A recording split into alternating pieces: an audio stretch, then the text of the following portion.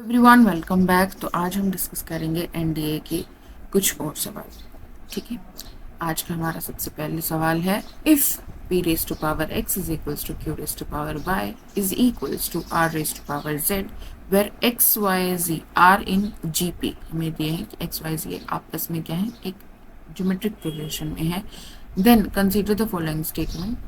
Statement 1 कह रही है कि क्या P Q and R A P में हो जाएंगे। स्टेटमेंट 2 कह रही है कि L N P, L N Q and L N R G P में हो जाएंगे। तो हमें चेक करना है कि कौन सी स्टेटमेंट ट्रू है या दोनों स्टेटमेंट ट्रू है, कोई भी नहीं है। ठीक है, तो जो हमें दिया है उसे से शुरू करते हैं। सबसे पहले हमें दिया कि P raise to power X, Q raise to power Y, R raise to power Z, ये तीनों टर्म्स आपस में बराबर है। मैं इसको किसी कांस्टेंट के बराबर मान लेती हूँ कि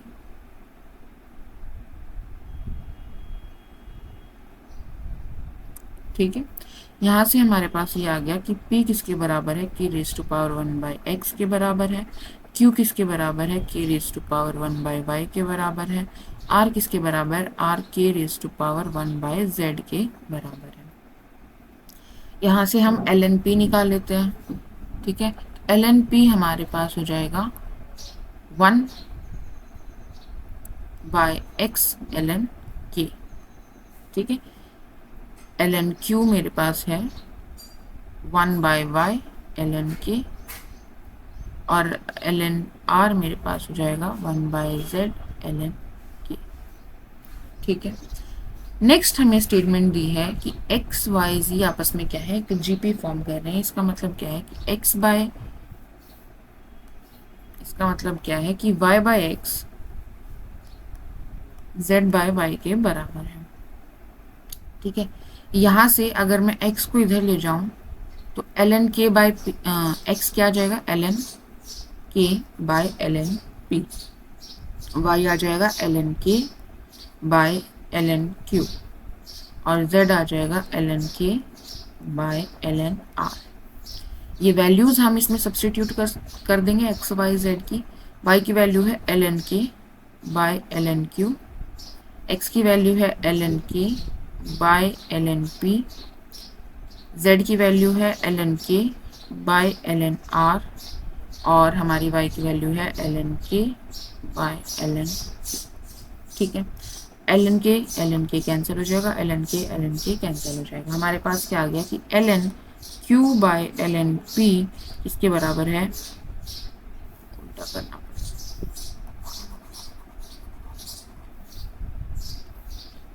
हमारे पास आ गया कि ln p by ln q किसके बराबर है, ln q by ln r के बराबर है। ठीक है, उल्टा कर देते हैं, रेसिप्रोकल कर देते हैं दोनों तरफ, तो आ जाएगा हमारे पास ln q ln p किसके बराबर है, ln r ln q के बराबर है। यानी कि हमारे ln p ln q और ln r ये आपस में क्या हो जाएंगे, एक जीपी में हो जाएंगे, क्योंकि कॉमन रेशो बराबर आ रही है। ठीक है, r जो वैल्यू है हमारी वो क्या आ रही है, बराबर आ रही है। तो जो सेकंड स्टेटमेंट बोल रही है कि ln p और ln q और ln r आपस में जीपी में है, तो ये स्टेटमेंट हमारी करेक्ट हो जाएगी। ठीक है, अब बचती है फर्स्ट स्टेटमेंट। फर्स्ट स्टेटमेंट कह रही है कि p q एंड r आपस में क्या होंगे, AP में होंगे, अर्थमेटिक प्रोग्रेशन। मतलब क्या हुआ कि p माइनस q जो q माइनस p किसके बराबर हो जाएगा, r माइनस q के बराबर हो जाएगा अगर ये AP में हुए तो।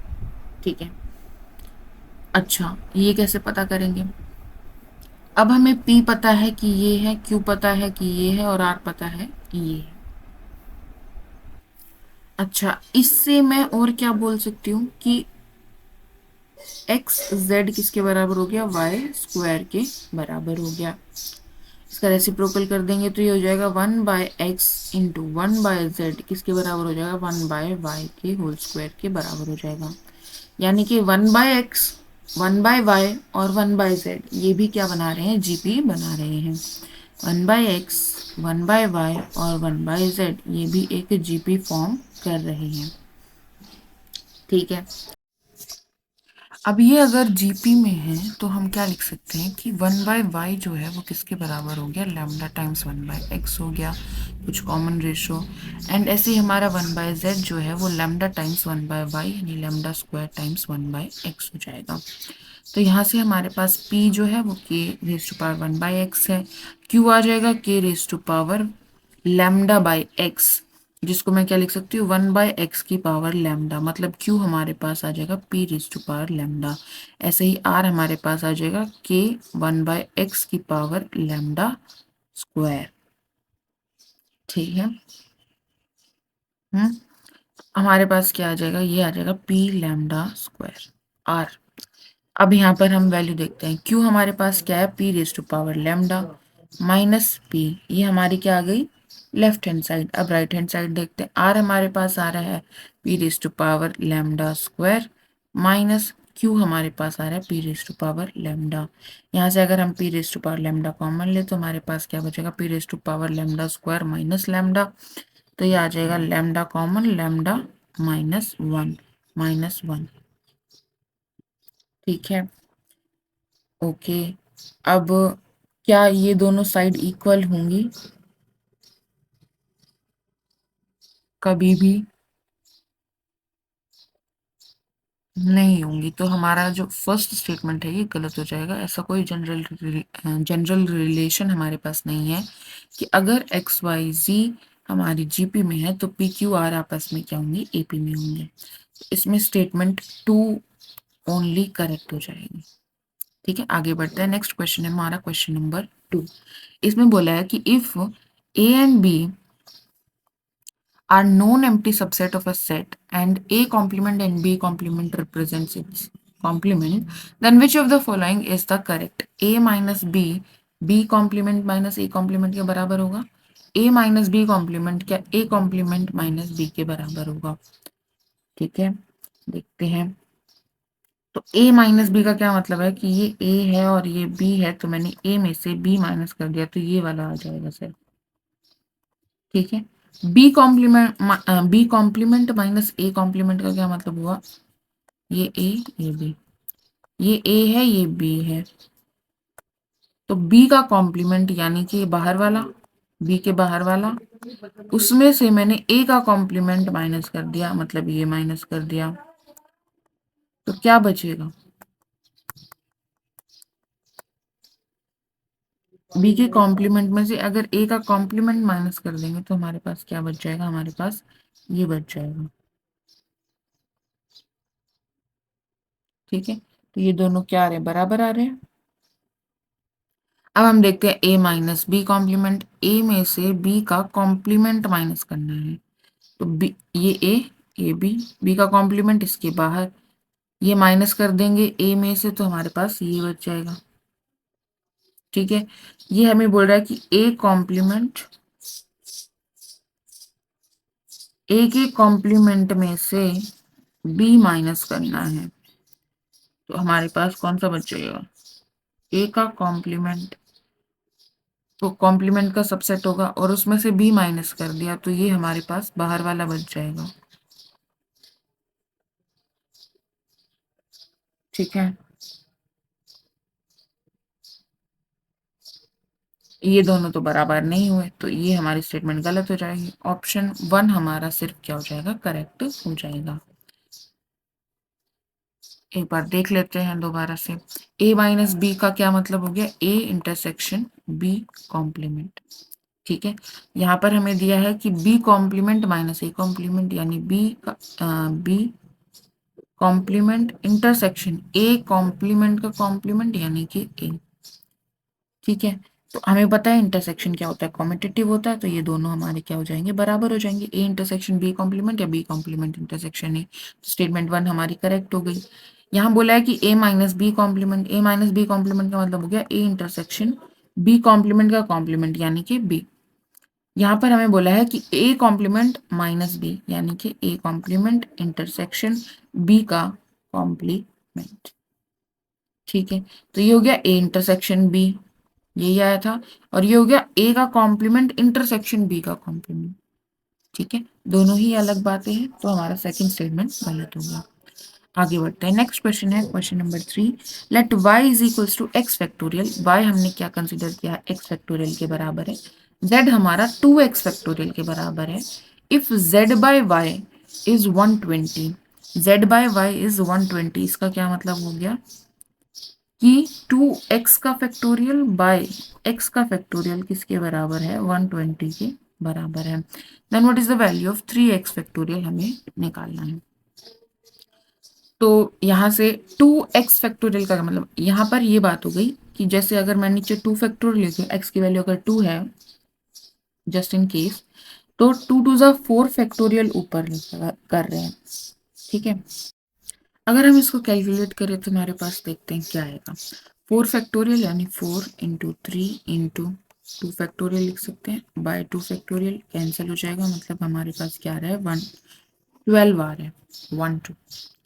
ठीक है, अगर हम 3 फैक्टोरियल के लिए देखेंगे तो क्या आ जाएगा 3 फैक्टोरियल, और 3 फैक्टोरियल 3 का ट्वाइस यानी 6 फैक्टोरियल ऊपर आएगा, तो ये आ जाएगा 6 5 4 3 फैक्टोरियल बाय 3 फैक्टोरियल, ये कैंसिल हो जाएगा, 6 पंजे 30, 30 चौक 120, तो यही आ गया। यानी कि हमारी x की वैल्यू क्या आ गई, हमारे पास 3 आ गई। x की वैल्यू 3 आ गई तो 3x यानी कि हमें क्या निकालना पड़ेगा, 9 फैक्टोरियल निकालना पड़ेगा। 9 फैक्टोरियल बताओ क्या होगा, हमें पता है 6 फैक्टोरियल क्या होता है, 6 फैक्टोरियल होता है 720। 7 फैक्टोरियल निकालने के लिए मतलब 7 से मल्टीप्लाई करना पड़ेगा, देन 8 से मल्टीप्लाई करेंगे, देन 9 से मल्टीप्लाई करेंगे। ठीक है, ठीक है, तो हम कैलकुलेट करते हैं, 6 फैक्टोरियल हमारे पास आ गया 720, तो 7 से मल्टीप्लाई करेंगे तो ये आ जाएगा 7 0 7 2 14, 1 7 7 49 और 150। 8 से मल्टीप्लाई करेंगे 8 0 8 4 32 8 5 40। 9 से करेंगे तो हमारे पास क्या आ जाएगा 0 9 2 18। ठीक है, 9 3 27 और 28, 9 4 36, तो हमारे पास ऑप्शन ए हमारा करेक्ट हो जाएगा।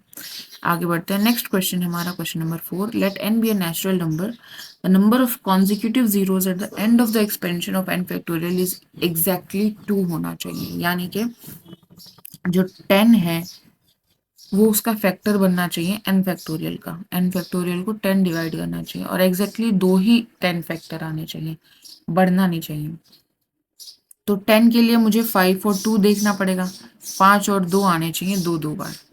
ठीक है, तो 5 से छोटा तो कोई हो नहीं सकता, मतलब 2 का फैक्टोरियल निकालेंगे कोई जीरो नहीं आती, 3 का फैक्टोरियल निकालेंगे कोई जीरो नहीं आती, 4 का फैक्टोरियल निकालेंगे कोई जीरो नहीं आती। पहली जीरो हमारी बन सकती है 5 फैक्टोरियल में, क्योंकि 2 तो यहाँ से आ जाएगा और 5 फैक्टोरियल में 5 भी आ जाएगा, 5 और 2 एक जीरो बन जाएगी हमारी। 5 फैक्टोरियल क्या होता है 120। ठीक है, लेकिन हमें क्या चाहिए 2 जीरो चाहिए, तो हमें एक और 5 चाहिए, अगला 5 कब आएगा 10 पर आएगा, तो अगला हमारा क्या पॉसिबिलिटी है 10 फैक्टोरियल। अब 10 फैक्टोरियल में एक 10 तो 10 खुद ही आ गया, एक 5 आ गया और एक 2 आ गया, तो एक 10 और बन जाएगा, तो इसके पीछे 2 जीरो हो जाएंगे, तो ये हमारा पॉसिबल है। नेक्स्ट 11 फैक्टोरियल में भी है, क्योंकि 10 फैक्टोरियल है उसमें भी, 11 फैक्टोरियल इज 11 इंटू 10 फैक्टोरियल, तो इसकी 2 जीरो तो रहेंगी ना, और एक्स्ट्रा आई नहीं तो 2 ही रहेंगी लास्ट में। 12 फैक्टोरियल ये भी पॉसिबल है, 13 फैक्टोरियल ये भी पॉसिबल है, 14 फैक्टोरियल ये भी पॉसिबल है, लेकिन 15 फैक्टोरियल जैसे ही हम पहुंचे तो 15 हमें एक 5 और दे देगा, और 2 की तो हमारे पास पहले ही कमी नहीं थी, इससे 2 आ गया, इससे 2 आ गया, उससे पहले 4 में भी 2 टाइम्स है 2। ठीक है, तो उसकी तो कमी थी नहीं, 5 की ही कमी हो रही थी हमें, तो 15 फैक्टोरियल में कितनी हो जाएंगी 3 जीरोज हो जाएंगी, क्योंकि 5 हमें 3 मिल जाएंगे, 5 का भी 5, 10 का 5 और 15 का 5। ठीक है, तो 15 नहीं होगा, तो कितने हो गए 1 2 3 4 5 केसेस हमारे पास होगी, तो ऑप्शन नंबर सी हमारा ट्रू हो जाएगा।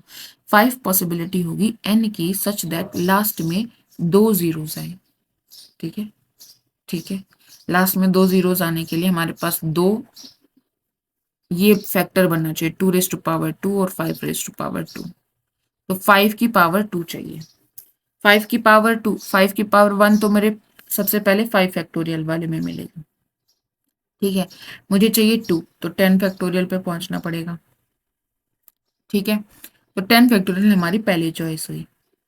अब जब तक यही फैक्टर रहेगा, हमें एक और 5 नहीं मिल जाता, तब तक हमारी एक और जीरो नहीं बढ़ेगी, तो वहां तक के हमने सारे केसेस काउंट कर लिए।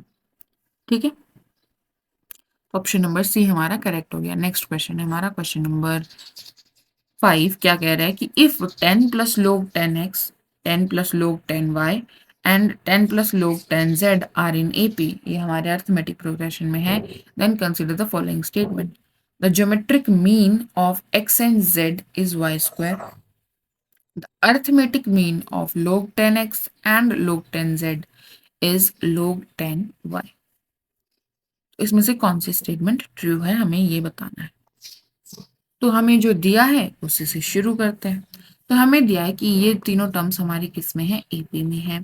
एपी में है इसका मतलब क्या हो गया कि इनका जो डिफरेंस होगा, कॉमन डिफरेंस बराबर होगा। हमारे पास क्या रिलेशन आता है कि 10 plus log 10x plus 10 plus log 10z किसके बराबर आ जाएगा, twice of 10 plus log 10y। हम कर देते हैं मल्टीप्लाई, तो 20 प्लस 2 log 10y। ठीक है यहाँ तक। तो ये आ जाएगा हमारे पास, लेफ्ट हैंड साइड में आ गया 10 प्लस 10 20 ही हो गया, 20 plus log 10x log 10y, log m plus log n को मैं क्या लिख सकती हूँ, log mn लिख सकती हूँ। तो ये हो जाएगा log 10xz किसके बराबर हो जाएगा, 20 प्लस, ये जो है ये पावर में जाएगा, जा सकता है, m log an क्या हो जाएगा, log A N raise to power M. ठीक है, तो यहाँ आ जाएगा हमारे पास log 10y²। ठीक है, यहाँ तक 20 दोनों तरफ है, कैंसिल हो जाएगा, मतलब -20 कर दिया हमने बोथ साइड। तो ये हमारे पास आ गया log 10xz इसके बराबर आ गया log 10y² के बराबर आ गया। यहाँ से अब हम क्या करेंगे, इसको 10 की पावर में रख लेंगे, तो हमारे पास दोनों तरफ क्या आ जाएगा, एक्स जेड किसके बराबर आ जाएगा, y² के बराबर आ जाएगा। तो यहाँ से हमारे पास क्या आ गया कि y जो है वो ज्योमेट्रिक मीन है किसका, x और z का। इसने बोला geometric mean of x and z is y², क्या y² x और z का मीन है, नहीं, तो ये हमारा गलत हो जाएगा। नेक्स्ट पूछ रहे हैं the arithmetic mean of log 10x and log 10z is log 10y। तो ये कैसे दिखा, ये तो हमें यहीं से दिख जाएगा। देखो यहाँ पर हमारे पास क्या आया था, 10, अच्छा यहाँ पर ये वाली स्टेटमेंट नहीं लिखते हैं, खोल के ही रखते हैं इसको। तो हमारे पास क्या आएगा, 10 प्लस 10 20 हो गया, ठीक बात है, plus log 10x plus log 10z किसके बराबर आ गया, 20 प्लस 2 log 10y के बराबर आ गया। 20 से 20 कैंसिल हो जाएगा, तो हमारे पास आ गया log 10x plus log 10z किसके बराबर आ गया, ट्वाइस ऑफ log 10y आ गया। log 10x और log 10z का अर्थमेटिक मीन क्या हो जाएगा, log 10y। तो ये स्टेटमेंट हमारी करेक्ट हो जाएगी। सो 2 only is the correct option. आगे बढ़ते हैं। तो नेक्स्ट क्वेश्चन है हमारा क्वेश्चन नंबर 6। इसमें बोला है कि how many terms of this series 1 plus 3 plus 5 plus 7 amounts to the sum equals to this. ठीक है, तो बेसिकली हम क्या कर रहे हैं, ओड नेचुरल नंबर्स का सम कर रहे हैं। हमें पता है कि sum of n natural number क्या होता है, n into n plus 1/2। Sum of odd natural number क्या होता है, n² होता है।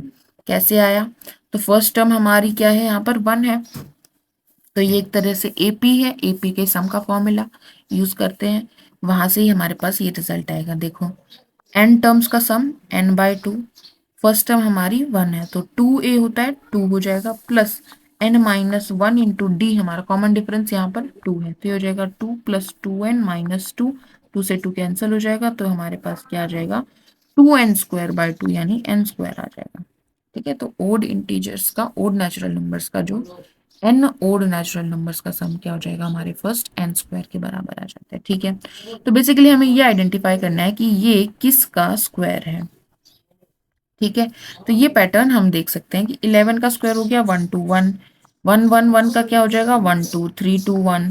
ठीक है, ऐसे ही हमारे पास 1 1 1, अगर हमारे पास 4 1 है तो क्या हो जाएगा 1 2 3 4 3 2 1।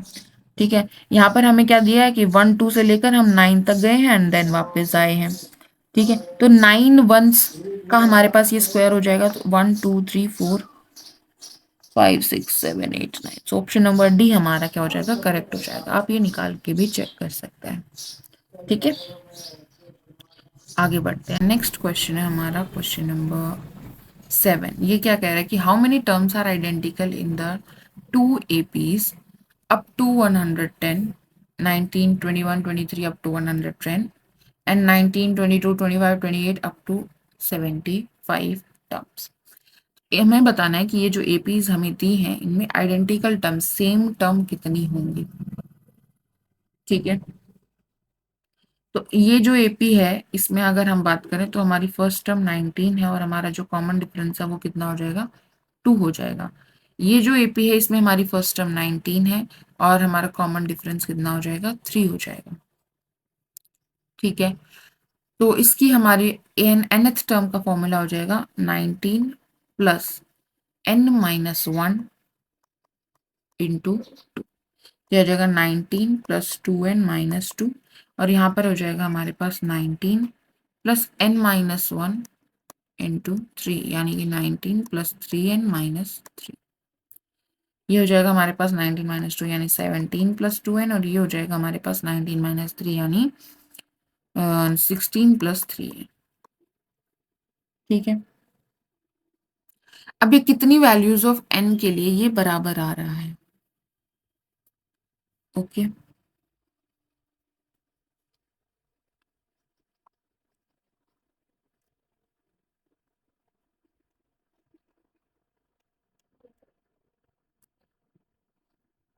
n1 n1। ठीक है,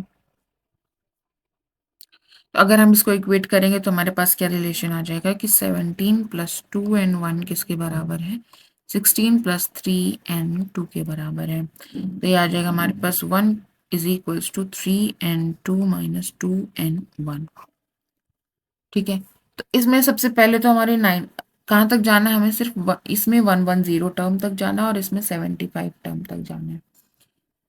ओके, तो यहाँ से हमारे पास क्या रिलेशन आ रहा है कि 1 प्लस 2n1 किसके बराबर होना चाहिए, 3n2 के बराबर होना चाहिए, यानी n2 हमारे पास क्या होना चाहिए, हमारे पास 1 प्लस 2n1/3 टाइप का होगा।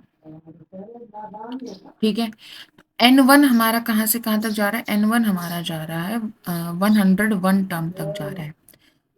ठीक है, तो बेसिकली 110 टर्म तक जा रहा है और n2 हम कैसे डिसाइड कर रहे हैं, ट्वाइस ऑफ n1 करके प्लस 1 करके उसका 3 से क्या करना पड़ेगा, डिवाइड करना पड़ेगा। या फिर आप ऐसे देख सकते हैं कि 2n1 प्लस 1 जो है वो जब 3 का मल्टीपल हो तो हमारे पास n2 आ जाएगा।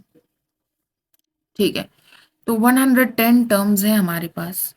तो फर्स्ट टर्म जो होगी n1 जब हम 0 रखेंगे, n1 जब हम 1 रखेंगे तो हमारा n1 जब हम 1 रखेंगे तो ये बन जाएगा 3/3 यानी n2 क्या आ जाएगा 1। ठीक है, तो फर्स्ट और फर्स्ट टर्म हमारी सेम है। ठीक है, नेक्स्ट जब हम n1 2 रखेंगे तो ये आ जाएगा 2 2 ज़ा 4 प्लस 1 5, 2 2 ज़ा 4 प्लस 1 5, 5/3 ये तो नंबर नहीं आएगा। जब हम 3 रखेंगे तो 3 2 ज़ा 6 प्लस 1 7, 7/3 नहीं। तो ऐसे कितने 2 के मल्टीपल हैं जिसमें प्लस 1 करें तो 3 का मल्टीपल बन जाए। 2 2 ज़ा 4 करेंगे, प्लस 1 करेंगे, 3 का मल्टीपल। 2 2 ज़ा 4 करेंगे, प्लस 1 करेंगे तो 5 आया, नहीं है। 2 3 ज़ा 6 करेंगे, प्लस 1 करेंगे, नहीं है। 2 4 ज़ा 7, 2 4 ज़ा 8 प्लस 1, तो एक आ गया हमारे पास। n1 को अगर हम 4 रखें, ठीक है, n1 को अगर हम 4 रखें देन हमारे पास क्या आएगा, नेक्स्ट हमारे पास 5 रखेंगे तो 5 2 ज़ा 10 और 1 11। अगर हम 6 रखेंगे, 6 2 ज़ा 12 और 1 13। अगर हम 7 रखेंगे, 7 2 ज़ा 14 और 1, तो ये हमारा नेक्स्ट आ जाएगा 7। तो 1 सेटिस्फाई कर रहा था, 4 सेटिस्फाई कर रहा था, 7 कर रहा था। अब क्या 8 करेगा, 8 2 ज़ा 16 और 1 17। 9 करेगा, 9 2 ज़ा 18 और 1 19 नहीं कर रहा है। 10 करेगा, 10 2 ज़ा 20 और 1 21 10 करेगा। तो बेसिकली अब क्या हो रहा है कि कितने कितने के डिफरेंस पर आ रहे हैं, 3 3 के डिफरेंस पर आ रहे हैं। 1 + 3 4 हो गया, 4 + 3 7 हो गया, 7 + 3 10 हो गया। N1 जो है वो हमें चूज करना है, पहला चूज करना है, फिर फोर्थ चूज करना है, फिर सेवंथ चूज करना है, फिर 10th चूज करना है। कितने चूज कर सकती हूँ? ठीक है, कहाँ तक जाना है? 110 तक जाना है। तो इसमें मैक्सिमम मैं कहाँ तक जा पाऊंगी? क्या 110 इसकी कोई टर्म बनेगी? ये अगर हम निकालना चाहते हैं तो कैसे निकालेंगे कि क्या हम n की वैल्यू निकाल पा रहे हैं 110 के लिए? देखते हैं। तो ये आ जाएगा हमारे पास, फर्स्ट टर्म है 1 प्लस कॉमन डिफरेंस है हमारे पास 3 का, तो आ जाएगा 1 + 3n - 3 यानी 3n - 2 हो जाएगा। किसके बराबर है? 110 के बराबर ही आ जाएगा, 112/3 n के बराबर है। तो ये आ जाएगा हमारे पास 2 3 4। ये तो पूरा डिविजिबल नहीं है, हमारा जो आएगा रेशो आएगी उसमें आएगा, डेसिमल में आएगा। ठीक है, मतलब 110th टर्म तो हमें लेनी नहीं है। उससे पहले कौन सी टर्म लेंगे? अगर हम देखें तो ये जाएगा 3 3 जा 9, हमारे बच गया 2, 7 पर जाएगा, तो यानी 37th टर्म, 37th टर्म तक हम जा सकते हैं। मतलब इसमें हमारे पास 37 टर्म आ सकती है। ठीक है, ठीक है, यहाँ तक बात। यानी N1 की पॉसिबल वैल्यूज कितनी है? 37 हो सकती हैं, 37 टर्म्स हो सकती हैं। तो ऑप्शन नंबर सी हमारा क्या हो जाएगा? करेक्ट हो जाएगा। कैसे निकाला? क्योंकि हमारे पास यहाँ पर क्या रिलेशन आया कि N2 हम कैसे निकालेंगे? 1 + 2n+1 निकालेंगे। ठीक है, तो बेसिकली N2 एक नंबर आना चाहिए, एक नेचुरल नंबर आना चाहिए। तो बेसिकली डिविजिबल होना चाहिए, 2n1 + 1 हमारा 3 से डिविजिबल आना चाहिए। फिर हमने देखा कि N1 की कौन कौन सी वैल्यू हम रखेंगे कि ये 3 से डिविजिबल आ जाए। तो 1 रख रहे थे तो आ रहा था, 4 रख रहे थे तो आ रहा था, 7 रख रहे थे तो आया, 10 आया तो भी आ गया। देन अगर हम 13 रखेंगे तो भी आ जाएगा, फिर हम 16 रखेंगे तो भी आ जाएगा। ठीक है, तो बेसिकली यहाँ पर N1 के लिए भी हमारे पास क्या बन गई? एक AP बन गई। ठीक है, N1 पहले हमें फर्स्ट टर्म उठानी, फिर हमें फोर्थ टर्म उठानी है, फिर हमें सेवेंथ टर्म उठानी है। तो 19 फर्स्ट टर्म इसमें किसी के बराबर होगी, ये भी इसमें किसी के बराबर होगी, ये भी इसमें किसी के बराबर होगी। ठीक है, तो ऐसे करके हमने देखा कि हमारा जो हमें टर्म उठानी है, जो हमारी टर्म्स आइडेंटिकल है, वो भी उनकी जो पोजीशन है वो भी हमारी एक AP में आ रही है। ठीक है, अब हमने देखा कि इस AP में ऐसे करके हम कितनी टर्म्स उठा सकते हैं, कहाँ तक जा सकते हैं। हमें बोला था यहाँ तक हम 110 टर्म ले सकते हैं इस AP के। ठीक है, तो फर्स्ट टर्म उठा ली, फोर्थ टर्म उठा ली, सेवेंथ उठा ली, 10th उठा ली। क्या 110th उठा पाएंगे? नहीं उठा पाएंगे, क्योंकि वो इस AP में लाई नहीं कर रही। अगर हम यहाँ पर 110 रखें तो ये आ जाएगा 2 2 1 आ जाएगा। क्या ये 3 से डिविजिबल है? नहीं है। ठीक है, तो लास्ट टर्म हम कौन सी उठा पाएंगे? हम 37th, इसकी 37th टर्म उठा पाएंगे, यानी कि इसकी 37th टर्म कौन सी हो जाएगी हमारे पास? 1 मिनट रुकिए। 36 × 3, 3 × 6 = 18, 3 × 9 = 10, यानी 109 हो गई। ठीक है, तो इसकी हम 109th टर्म उठाएंगे लास्ट। ठीक है, तो जब मैं यहाँ पर 109 रखूंगी तो 2 × 9 = 18, 2 × 1 = 2 और इसमें में 219 आ गया। क्या ये 3 से डिविजिबल? हाँ है, 7 और 3 आ जाएगा। तो N2 की वैल्यू क्या आ जाएगी? लास्ट हमें जो उठानी वो आ जाएगी, 73rd टर्म उठानी है। ठीक है, तो बेसिकली ये कितनी आ गई हमारी टर्म? 37 आ गई ना, 37 आइडेंटिकल टर्म्स आ गई। और ये 73 आया, 109। इसकी इस AP की 109th जो टर्म होगी वो इस AP की 73rd टर्म के बराबर होगी। ठीक है, ठीक है, ये रिलेशन समझ पा रहे हो आप? क्या बताएगा ये रिलेशन? ठीक है, हमें पूछा था कितनी आइडेंटिकल टर्म होंगी, तो हमारे पास 37 आइडेंटिकल टर्म्स आ जाएंगी। क्लियर है? आगे बढ़ते हैं। नेक्स्ट क्वेश्चन है हमारा, इफ अल्फा हमें दिया है अल्फा हमें दिया है कि -1 प्लस अंडर रूट -3/2, यानी कि हमारे पास है -1 plus √3 i/, then what is the value of, हमें इसकी वैल्यू निकालनी है। इसके बारे में हमें क्या पता है, अगर मैं इसका क्यूब कर दूं तो क्या आ जाएगा, 1 आ जाएगा। ये क्यूब रूट ऑफ यूनिटी है, ओमेगा की वैल्यू।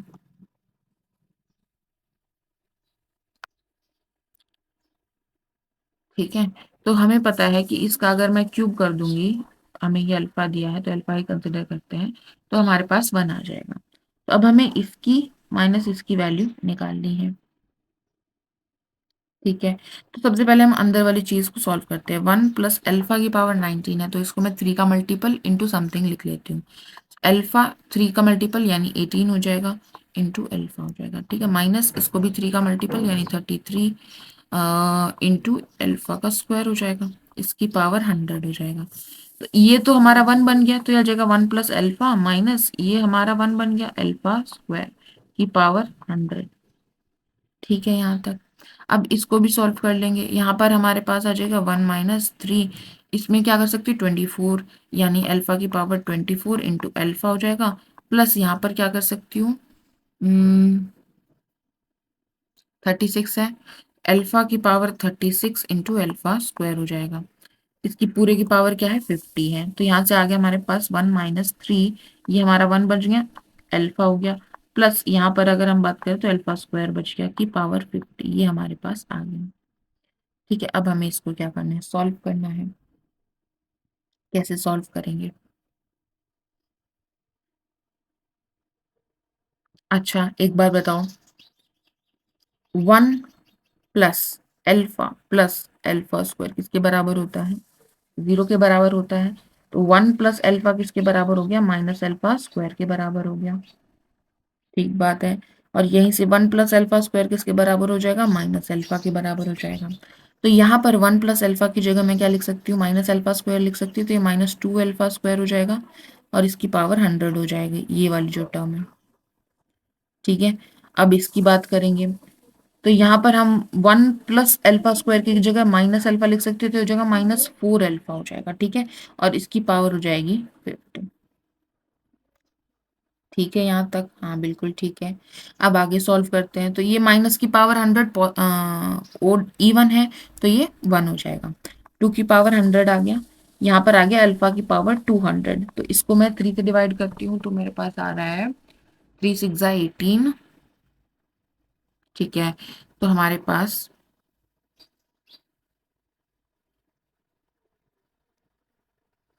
और 200 से पहले कौन सी टर्म है 3 की डिविजिबल,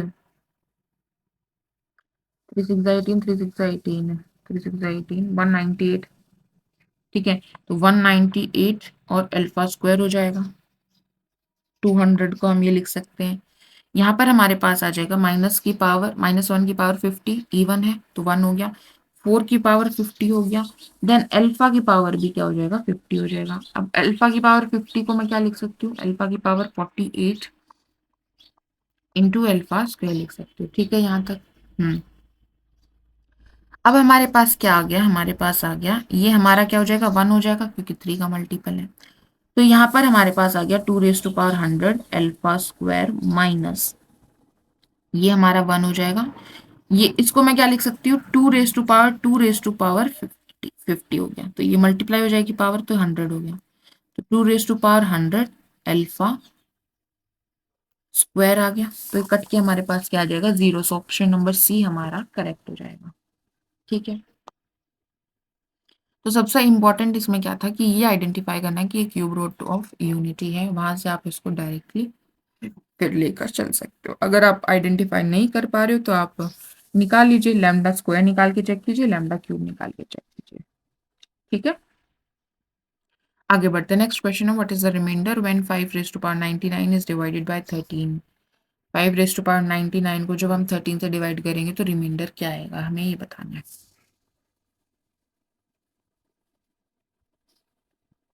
ठीक है, समझ गए बात। अब हमें क्या पता है कि 5 रेज़ टू पावर 12 जो होता है वो किसके कॉन्ग्रुएंट हो जाएगा? 1। अच्छा, शुरू से देखते हैं, डायरेक्टली नहीं बताते हैं।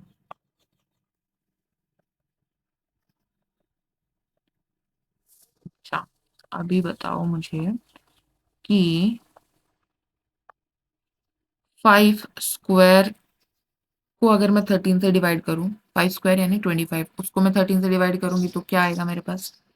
12 आ जाएगा रिमाइंडर। ठीक है, रिमाइंडर पूछा है ना हमें यहाँ पर।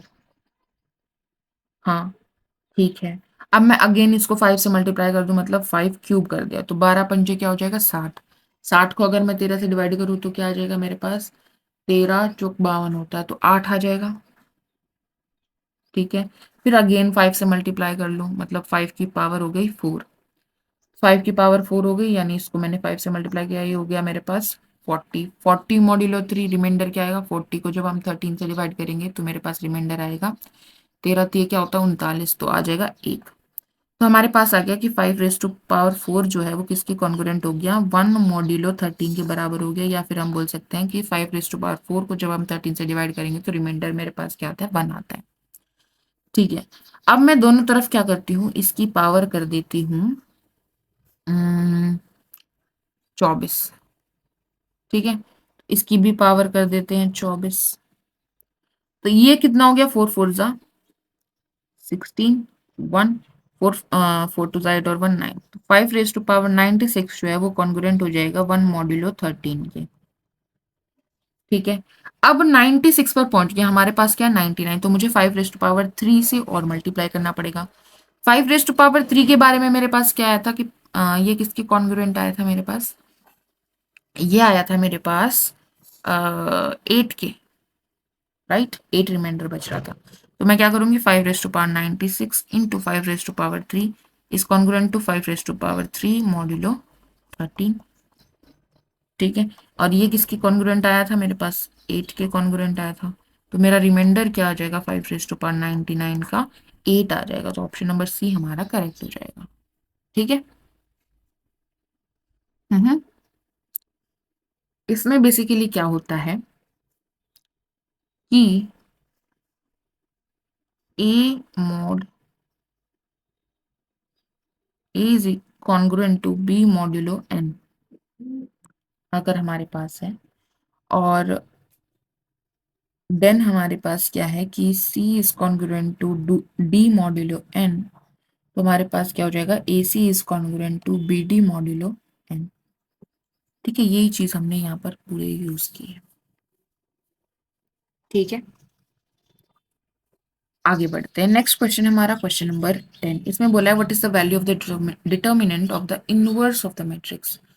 तो इनवर्स के डिटर्मिनेंट में और मैट्रिक्स के डिटर्मिनेंट में क्या रिलेशन होता है कि इनवर्स का डिटर्मिनेंट जो होता है वो 1/डिटर्मिनेंट ऑफ ए होता है, तो इसका डिटर्मिनेंट क्या आ जाएगा? इसका डिटर्मिनेंट आ जाएगा -8 माइनस माइनस +10 हो जाएगा, सो 2 आ जाएगा। सो 1/2 हमारा क्या हो जाएगा? इनवर्स का डिटर्मिनेंट हो जाएगा। आगे बढ़ते हैं, नेक्स्ट क्वेश्चन है question number 11। In a class of 45 students 34 likes to play cricket and 26 likes to play football. Further, each student likes to play at least one of the two games. हर एक student at least एक में तो है ही। ठीक है, तो मान लेते हैं ये हमारा क्या है? क्रिकेट है, और ये हमारा क्या है? फुटबॉल है। ठीक है, ये हमारा ए, यहाँ पर बी और यहाँ पर सी। हमें बोला है कि 34 लाइक्स टू प्ले क्रिकेट, यानी ए प्लस बी हमारे पास 34 दिया है। 26 लाइक्स टू प्ले फुटबॉल, यानी कि बी प्लस सी हमें दिया है 26 दिया है। Each student likes to play at least one of them, मतलब हर कोई माइनस नहीं है, मतलब टोटल अगर हम करें सभी स्टूडेंट्स का तो 45 आना चाहिए। हमें पूछा है कि एग्जैक्टली वन गेम, यानी हमें पूछा है कि ए प्लस सी की वैल्यू क्या होगी। ठीक है, तो अगर हम इसको ऐड करेंगे तो हमारे पास क्या आ जाएगा? a+2b+c किसके बराबर आ जाएगा? 34 + 26 के बराबर आ जाएगा, यानी कि 60 के बराबर आ जाएगा। ठीक बात है यहाँ तक। अब हमें पता है कि a+b+c किसके बराबर है? 45 के बराबर है, क्योंकि हमें बोला है कि सारे बच्चे, हर कोई 45 के 45 स्टूडेंट में से एटलीस्ट एक को तो लाइक करता ही, मतलब वो यहाँ जाएगा या यहाँ जाएगा या यहाँ जाएगा, ठीक है, या तो ए में जाएगा या बी में जाएगा, सी में जाएगा, तो ए प्लस बी प्लस सी 45 के बराबर है। तो यहाँ से ए प्लस बी प्लस सी की वैल्यू रख देंगे तो यह आ जाएगा 45 प्लस बी किसके बराबर आ जाएगा, 60 के बराबर आ जाएगा। तो बी किसके बराबर आ जाएगा, 60 माइनस 45, यानी क्या आ जाएगा, 15 के बराबर आ जाएगा। ठीक है, ग्रेट। हमें पूछा है कि ए प्लस सी क्या होगा। ए प्लस सी कैसे निकालोगे भाई, यहाँ पर बी की वैल्यू रख दो, तो ए प्लस सी की वैल्यू क्या आ जाएगी, 45 माइनस 15, ए प्लस सी आ जाएगा हमारे पास 30। सो ऑप्शन नंबर बी हमारा करेक्ट हो जाएगा। ठीक है, आगे बढ़ते हैं। नेक्स्ट क्वेश्चन है, द सिस्टम ऑफ इक्वेशन हमें दिया है, हमें बताना है कि इसके पास कैसा सोल्यूशन होगा, यूनिक होगा, इनफाइनाइटली मैनी होगा, ये सिस्टम इनकंसिस्टेंट है, या इस सिस्टम के पास एग्जैक्टली टू सोल्यूशंस हैं और ये कंसिस्टेंट। ठीक है, तो इस पे बातचीत करते हैं। तो हमें क्या दिख रहा है,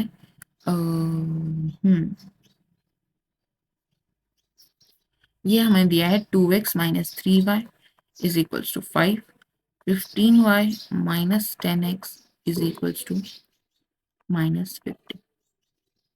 तो इसको हम थोड़ा सा माइनस से मल्टीप्लाई कर देंगे नीचे वाले को, तो आ जाएगा 10x माइनस 15y किसके बराबर है, 50 के बराबर है। यहाँ से अगर मैं 5 कॉमन ले लूंगी तो मेरे पास आ जाएगा 2x माइनस 3y जो है वो किसके बराबर है, 5 कॉमन लिया ना, 10 के बराबर है। ठीक है, तो हमारे पास क्या आ रहा है, a1 बाई a2 किसके बराबर आ रहा है, b1 बाई b2 के बराबर आ रहा है, लेकिन और जो किसके बराबर आ रहा है, c1 बाई c2 के बराबर आ रहा है। तो सारी जो रेशो है वो पूरी की पूरी क्या होगी, बराबर होगी। मतलब नहीं, ये 1 1 आ रहा है, ये इसके बराबर नहीं आ रहा है, ये 1/2 आ रहा है। ठीक है, तो हमारा कैसा सिस्टम हो गया, इनकंसिस्टेंट। ठीक है, कंसिस्टेंट नहीं हो सकता। इनफाइनाइटली मैनी सोल्यूशन मतलब क्या हो गया कि वो कोइंसाइड करें, तो सारी रेशो बराबर ही होनी चाहिए, ये भी नहीं हो सकता। यूनिक सोल्यूशन नहीं है, तो ये हमारा सिस्टम क्या है, इनकंसिस्टेंट है, हम इसको सॉल्व नहीं कर पाएंगे। ठीक है, नो सोल्यूशन एग्जिस्ट। आगे बढ़ते हैं, नेक्स्ट क्वेश्चन है question number 13। If 1 minus I by 1 plus I की power 2m into 1 plus I by 1 minus I की पावर 2 रेस टू 2n किसके बराबर है, 1 के बराबर है, देन हमें बताना है कि m माइनस एन की स्मॉलेस्ट पॉजिटिव वैल्यू क्या होगी।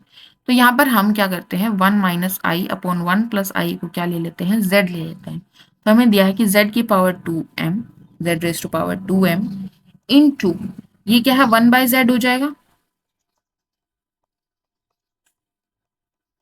ठीक है, तो 1 बाय जेड की power 2 raise to power n हो जाएगा। ये किसके बराबर दिया, 1 के बराबर दिया, मतलब हमारे पास क्या आ गया, z raise to power 2m minus 2n किसके बराबर है, 1 के बराबर है। यहाँ से हमारे पास आ गया z raise to power 2 into m minus n किसके बराबर है, 1 के बराबर है। इसको मैं क्या लिख सकती हूँ, z स्क्वायर की पावर m माइनस n लिख सकती हूँ, इसके बराबर है, 1 के बराबर है। ठीक है, हाँ भाई ठीक है। तो 1 कब आएगा, अब यहाँ पर हम कॉम्प्लेक्स में है, तो 1 हमारे पास i की पावर 4 भी 1 होता है, 8 करेंगे तो भी 1 होता है। ठीक है, तो हमें कैलकुलेट करना पड़ेगा, तो बेसिकली जेड स्क्वायर निकालते हैं।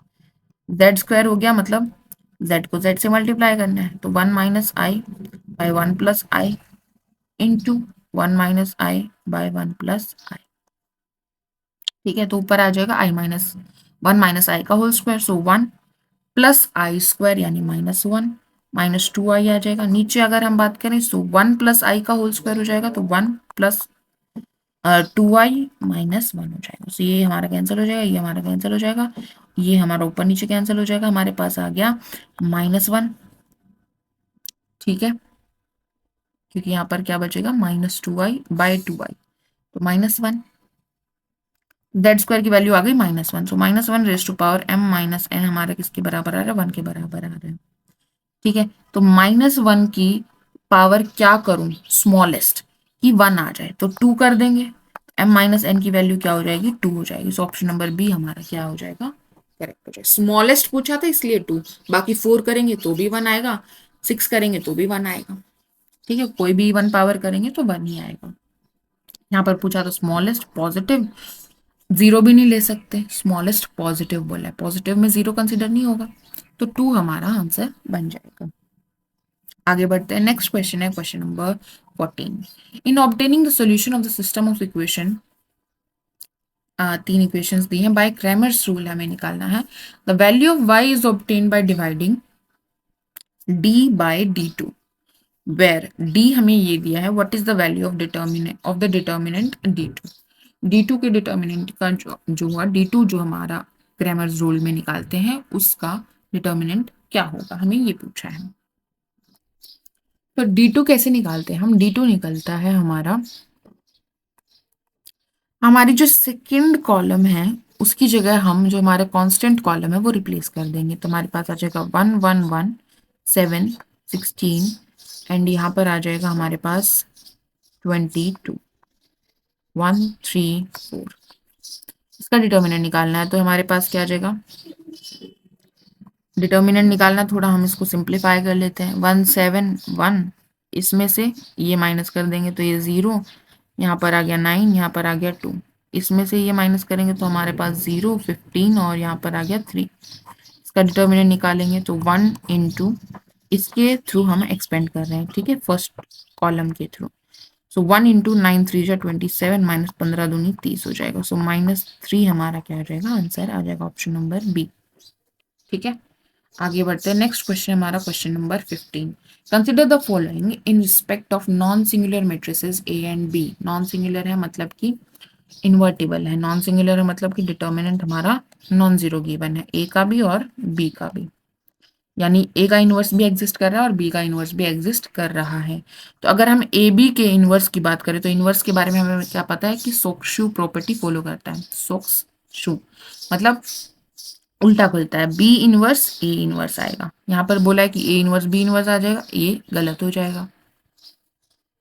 ठीक है, ए इनवर्स बी इनवर्स आ सकता है जब हमारे कम्यूटेटिव हो, लेकिन इन जनरल हमारी जो मैट्रिक्स मल्टीप्लिकेशन है वो कम्यूटेटिव नहीं होती है। ठीक है, आगे बढ़ते हैं, नेक्स्ट थर्ड स्टेटमेंट हमें दी है कि ए बी का जो ट्रांसपोज है वो हो जाएगा ए ट्रांसपोज बी ट्रांसपोज। क्या ऐसा होता है, नहीं, ट्रांसपोज भी उल्टा खुलता है भाई। ठीक है, तो ये भी हमारा गलत हो जाएगा। नेक्स्ट बोला है, सेकंड स्टेटमेंट हमें बोला है कि B A into A B का इनवर्स जो है वो आइडेंटिटी हो जाएगा। तो B A into A B का इनवर्स हमें कैलकुलेट करना है, तो ये हो जाएगा बी ए इंटू, इसका इनवर्स खोलेंगे मतलब उल्टा खुलेगा, यानी बी इनवर्स ए इनवर्स हो जाएगा। यह आ जाएगा हमारे पास B A B inverse A inverse. क्या ये आइडेंटिटी के बराबर होगा, जरूरी नहीं है, नहीं है ना बिल्कुल भी, तो ये भी हम नहीं बोल सकते। तो हमारे पास आ जाएगा none of the statement is correct. ठीक है, आगे बढ़ते हैं, नेक्स्ट क्वेश्चन है हमारा क्वेश्चन नंबर 16। ये क्या कह रहा है, the value of the determinant, इस डिटर्मिनेंट की वैल्यू किसके बराबर होगी, हमें ये बताना है। ठीक है, तो बेसिकली इसमें रो को कॉलम बनाया, कॉलम को रो बनाया, या किसी रो को इंटरचेंज किया है, तो बेसिकली हमें माइनस साइन जो डिटर्मिनेंट का है वो देखना है। तो यहाँ पर तो हमें एबीसी दिख रहा है, नीचे एलएमएन दिख रहा है, ऊपर पी क्यू आर, तो बेसिकली हमने इन दोनों को इंटरचेंज किया। अगर हमने दो रो इंटरचेंज किया तो माइनस से मल्टीप्लाई होगा, तो ये बराबर नहीं होंगे। इसमें हमने क्या किया, एलएमएन ऊपर हो गया, एबीसी नीचे हो गया, तो हमने इन दोनों को इंटरचेंज किया है। इंटरचेंज करने से हमारा माइनस साइन लग जाता है, ये भी बराबर नहीं हुआ। नेक्स्ट हमें बोला है कि पी क्यू आर है, देन एबीसी है, देन एलएमएन आर है, मतलब एलएमएन है, सॉरी, तो ये हमारा ऊपर गया, तो ये हो जाएगा पी क्यू आर, देन ये बी सी और एल एम एन हो जाएगा, एक माइनस का साइन आ जाएगा। देन हमने क्या क्या करना पड़ेगा, ये यहाँ जाने के लिए हमें इन दोनों को भी इंटरचेंज करना पड़ेगा, तो एक माइनस और आ जाएगा। ठीक है, तो P Q R A B C और एल एम एन हो जाएगा। ठीक है, तो ये हमारा ठीक हो जाएगा। नेक्स्ट क्वेश्चन है, हमें A B C P Q R और एल एम एन, तो बेसिकली इसमें क्या किया, ट्रांसपोज करने से डिटर्मिनेंट पर कोई फर्क नहीं पड़ता, तो हमने इसको ट्रांसपोज कर दिया, तो ये आ गया। ठीक है, एंड देन इसने क्या किया है, इंटरचेंज किया है, इन दोनों को इंटरचेंज किया, इंटरचेंज करने से माइनस साइन लग जाता है, ये माइनस के बराबर होगा, ये भी बराबर नहीं होगा, तो ऑप्शन डी भी गलत हो जाएगा। तो यहाँ पर हमने कौन कौन सी प्रॉपर्टी यूज की है? एक प्रॉपर्टी यूज किया कि रो या कॉलम, दो रो या दो कॉलम इंटरचेंज करते हैं तो डिटर्मिनेंट हमारा एक माइनस के साथ मल्टीप्लाई हो जाता है। ठीक है। एंड देन हमारे पास दूसरी प्रॉपर्टी जो हमने यूज किया है कि ए और ए ट्रांसपोज दोनों का डिटर्मिनेंट क्या होता है? बराबर होता है। ठीक है।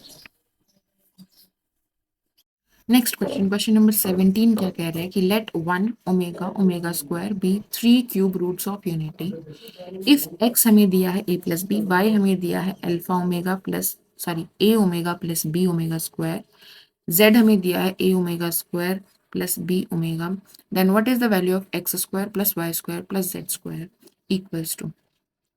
एक्स की वैल्यू रख देते हैं तो ये हो जाएगा ए प्लस बी का होल स्क्वायर यानी A square plus B square plus 2ab।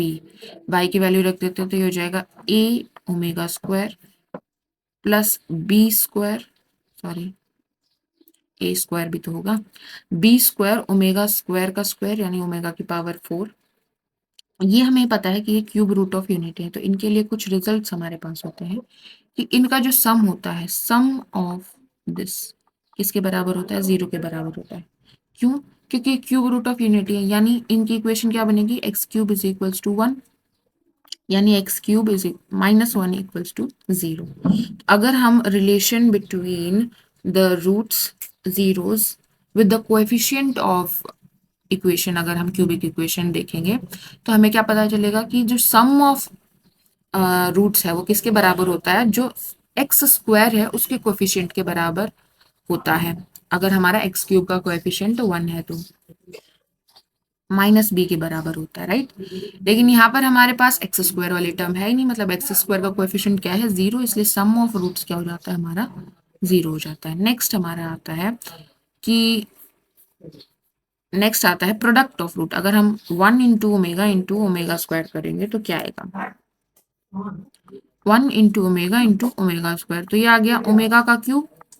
अब ओमेगा जो है वो इसको सेटिस्फाई कर रहा होगा, तो ओमेगा का क्यूब क्या हो जाएगा? 1 हो जाएगा। तो प्रोडक्ट ऑफ रूट्स क्या आ जाता है? 1 आ जाता है। ठीक है, ओके। कोएफिशिएंट वाली रिलेशन से भी आप देख सकते हैं। ओके, यहाँ पर आगे बढ़ते हैं। हमारा इसका स्क्वायर कीजिए तो बोथ साइड स्क्वायर हो जाएगा। A square omega square plus B square omega square का स्क्वायर यानी ओमेगा की पावर क्या हो जाएगा? 4 हो जाएगा। ओमेगा की पावर 4 को मैं ओमेगा 3 इंटू ओमेगा लिख सकती हूँ, एंड ओमेगा 3 क्या हो जाएगा? 1 हो जाएगा। Omega raise to power 3 is 1, तो यहाँ पर क्या आ जाएगा हमारे पास? सिर्फ ओमेगा। ठीक है, प्लस 2ab और ये आ जाएगा ओमेगा का क्यूब, अगेन 1 हो गया। नेक्स्ट जेड का स्क्वायर कीजिए, दोनों तरफ स्क्वायरिंग बोथ साइड, ये आ जाएगा हमारे पास ए स्क्वायर का स्क्वायर ओमेगा की पावर 4 यानी कि omega cube into omega and that is omega. ठीक है, plus B square omega square plus 2ab omega cube that is 1। ठीक है, नाउ हमारे पास आ गया A square omega square and A square omega. तो यहाँ से इन तीनों टर्म से हम ए स्क्वायर कॉमन ले लेते हैं, हमारे पास आ जाएगा 1 ओमेगा ओमेगा स्क्वायर। सिमिलरली हमारे पास आ जाएगा बी स्क्वायर कॉमन ले लीजिए, यहाँ से यहाँ से यहाँ से, तो आ जाएगा 1 प्लस ओमेगा स्क्वायर। ठीक है, और क्या बच गया हमारे पास? एक ये बच गया 2ab 2ab 2ab, तो ये हो जाएगा 6ab। ठीक है, अब हमने देखा था कि sum of roots of unity क्या होता है? क्यूब रूट्स ऑफ यूनिटी 0 होता है, तो ये 0 हो गया। 0 इंटू समथिंग 0 हो जाएगा, ये भी क्या हो गया? 0 हो गया। तो 0 प्लस 6ab, तो हमारा आंसर क्या आ जाएगा? Option number A 6ab। ठीक है, आगे बढ़ते हैं। नेक्स्ट क्वेश्चन है हमारा, how many 4 digit number that are divisible by 4 can be form using the digit 1 2 3 4 और रिपीटेशन अलाउड नहीं है। तो 4 डिजिट नंबर बनाना है और वो डिविजिबल बाय 4 होना चाहिए। तो 4 की डिविजिबिलिटी का रूल क्या होता है? हमारे पास जो लास्ट के 2 डिजिट है वो 4 से डिवाइड हो जाने चाहिए। ठीक है, तो अगर हम यहाँ देखें तो क्या हो सकता है? 1 2 हो सकता है यहाँ पर, देन यहाँ पर क्या हो सकता है? 1 3 नहीं हो सकता, 1 4 नहीं हो सकता, 2 1 हो सकता है नहीं, 2 3 हो सकता है नहीं, 2 4 हो सकता है हाँ हो सकता है। नाउ 3 1 हो सकता है, नहीं। 3 2 हो सकता है, हाँ हो सकता है। 3 2 हो सकता है। 3 4 हो सकता है, नहीं। नेक्स्ट, क्या 4 1 हो सकता है, नहीं। क्या 4 2 4 से डिविजिबल है, नहीं है। क्या 4 3 है, नहीं है। और 4 4 रिपीटेशन तो अलाउड ही नहीं है। ठीक है, तो हमारे पास ये तीनों पॉसिबिलिटी है कि लास्ट के 2 डिजिट ये 12 हो या 24 हो या 32 हो। अब ये जो पहले वाली 2 डिजिट है, इसके लिए कितनी चॉइस बची, 2। इसके लिए कितनी बची, 1। इसके लिए 2, इसके लिए 1, इसके लिए 2, इसके लिए 1। 2 1 जा 2, 2 1 जा 2, 2 1 जा 2। टोटल हमारे पास कितनी हो गई, 6 पॉसिबिलिटी बन गई। सो ऑप्शन नंबर बी हमारा करेक्ट हो जाएगा। ठीक है, नेक्स्ट क्वेश्चन है question number 19। If A B C are the sides of a triangle A B C and P is the perimeter of the triangle. P हमें perimeter है, इसका मतलब क्या है, पी किसके बराबर है, A plus B plus C के बराबर है। हमें ये डिटर्मिनेंट की वैल्यू कैलकुलेट करनी है। तो हम क्या कर सकते हैं, पी प्लस सी रख लेते हैं। हम सबको ऐड कर लेते हैं। तो हम फर्स्ट ऑपरेशन लगाएंगे, कॉलम 1 को ऑपरेट कर लेते हैं। Column 1 plus column 2 plus column 3। तो जगह पी प्लस सी प्लस ए प्लस बी, यहाँ ए यहाँ बी, यहाँ पर आ जाएगा पी प्लस सी प्लस ए प्लस बी। ठीक है, यहाँ आ जाएगा पी प्लस ए और यहाँ आ जाएगा बी। नेक्स्ट यहाँ पर आ जाएगा सी प्लस ए प्लस पी प्लस बी, यहाँ आ जाएगा ए, यहाँ आ जाएगा पी प्लस बी। ठीक है, यहाँ तक। यहाँ से ये वाला जो कॉमन निकाल लेंगे कॉलम C1 से, तो हमारे पास आ जाएगा P प्लस सी प्लस ए प्लस बी प्लस, ठीक है। और ये किसके बराबर आ गया, 2P के बराबर आ गया, क्योंकि ये हमारा P के बराबर है। ठीक है, यहाँ पर आ गया 1 1 1, A B, P plus B A P plus B. ठीक है, अब क्या करेंगे, R2 को ऑपरेट करेंगे, R2 माइनस R1, और R3 ऑपरेट करेंगे, R3 माइनस R1। ठीक है, तो हमारे पास आ जाएगा 2P बाहर है, 1AB 0, P प्लस ए माइनस ए, तो P आ जाएगा, B माइनस बी 0 हो जाएगा, 1 माइनस 1 0 हो जाएगा, A माइनस ए 0 हो जाएगा, और P plus B minus B P हो जाएगा। ठीक है, तो अगर हम इसका डिटर्मिनेंट निकालेंगे तो अब हमारे पास क्या आ जाएगा, इसके थ्रू हम एक्सपेंड करते हैं कॉलम 1 से, तो ये आ जाएगा P²। ठीक है, यानी हमारा आ जाएगा 2P³। ऑप्शन नंबर बी हमारा करेक्ट हो जाएगा। आगे बढ़ते हैं, नेक्स्ट क्वेश्चन है question number 20। Which one of the following is the largest coefficient in the expansion of 1 plus x की पावर 100। इसका जब हम एक्सपेंशन करेंगे, बाइनोमियल एक्सपेंशन करेंगे, तो कौन सा एक्स की पावर की कोफिशिएंट मैक्सिमम किसका होगा। ठीक है, तो अगर जब हम एक्सपेंशन करते हैं तो हमारे पास क्या होता है, 100C0 से हम शुरू करते हैं। ठीक है, और यहाँ पर आ जाएगा 1 की पावर 100 माइनस 0 और इंटू एक्स की पावर 0 प्लस 100C1, 1 की पावर हो जाएगा 100 माइनस 1 यानी कि 99 और एक्स की पावर 1। ठीक है, तो 1 की पावर तो कुछ भी कीजिए वो कोई फर्क नहीं पड़ेगा, 1 ही आएगी।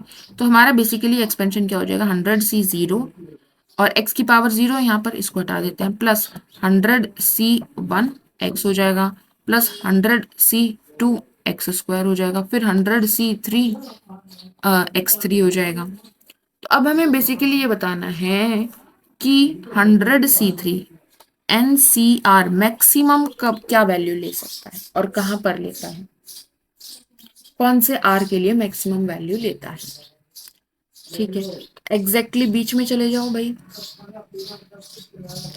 50 पर कैलकुलेट करते हैं, तो 100C50 क्या होगा, 100/50 फैक्टोरियल इंटू 50 फैक्टोरियल, तो ये हो जाएगा 199, और ये अब तक कहाँ तक जाएंगे, 51 तक जाएंगे, 50 फैक्टोरियल कैंसिल हो जाएगा, और नीचे हमारे पास है 50, 49, 48, और ये हम कहाँ तक जा रहे हैं, 1 तक जा रहे हैं। ये कोएफिशिएंट हमारा बनेगा 100C50, और ये किसका बनेगा, x⁻50 का कोएफिशिएंट बनेगा। ठीक है, ये मैक्सिमम होगा क्या, बिल्कुल ये मैक्सिमम होगा। क्यों, क्योंकि देखो ये जब आप निकालोगे तो ये आ जाएगा 100 फैक्टोरियल बाय 100 माइनस 51 यानी 49 फैक्टोरियल और 51 फैक्टोरियल। ठीक है। मतलब कि अगर हम इससे कंपेयर करें तो क्या होगा, 100 फैक्टोरियल बराबर है, इसमें हमने 49 फैक्टोरियल तक किया है और 50 की जगह यहाँ पर क्या है 51 है, तो टर्म्स जो है नीचे 51 इंटू 50 फैक्टोरियल कर सकती हूँ और इंटू 49 फैक्टोरियल कर सकती हूँ। तो यहाँ पर मेरा 50 के बजाय नीचे क्या है 51 है, 51 50 से बड़ा है, तो 1/51 1/50 से क्या हो जाएगा, छोटा हो जाएगा। तो ये जो है ये इससे क्या हो जाएगा, छोटा हो जाएगा। हम्म। और एक्स रेस टू पावर 100 का कोएफिशिएंट क्या हो जाएगा, 100 यानी कि 1 ही हो जाएगा। एक्स रेस टू पावर 99 का क्या हो जाएगा, 100 यानी कि 100 हो जाएगा। ठीक है ना, तो सबसे बड़ा कौन सा आ जाएगा, ये वाला आ जाएगा, बीच वाला। जैसे आप अगर छोटी टर्म लेते हैं, 10 के लिए निकालना चाहते हैं, 5 के लिए निकालते हैं, चलो 5C0 निकालेंगे तो क्या आएगा, 5 फैक्टोरियल 0 और 5 माइनस 0 5 फैक्टोरियल, तो 1 हो जाएगा। 5C1 निकालेंगे तो क्या हो जाएगा, 5 फैक्टोरियल 4 फैक्टोरियल और 1, तो 5 आ जाएगा। 5C2 निकालेंगे तो क्या आ जाता है हमारे पास, 5 फैक्टोरियल 2 फैक्टोरियल 3 फैक्टोरियल, 5 फोर सा और बाई 2, तो 5 टू सा 10 हो जाता है। ठीक है। 5C3 क्या आ जाएगा हमारे पास, अगेन 10 आ जाएगा। 5C4 क्या आ जाएगा हमारे पास, 5 आ जाएगा। 5C5 क्या आ जाएगा, 1 आ जाएगा। तो मैक्सिमम जो है वो बीच वाले पर ही एग्जिस्ट करता है। ठीक है। यहाँ पर हम ओड लेकर चले थे तो 2 और 3 दोनों के लिए ही 10 आया। यहाँ पर हमारा 100 है, इवन है, तो बीच में एक ही टर्म होगी 50 वाली। ठीक है, तो बीच वाली टर्म पर हमारा क्या होता है, मैक्सिमम वैल्यू आती है NCR की, मतलब n/2 पर। ठीक है, तो ऑप्शन नंबर डी हमारा इसमें करेक्ट ऑप्शन हो जाएगा।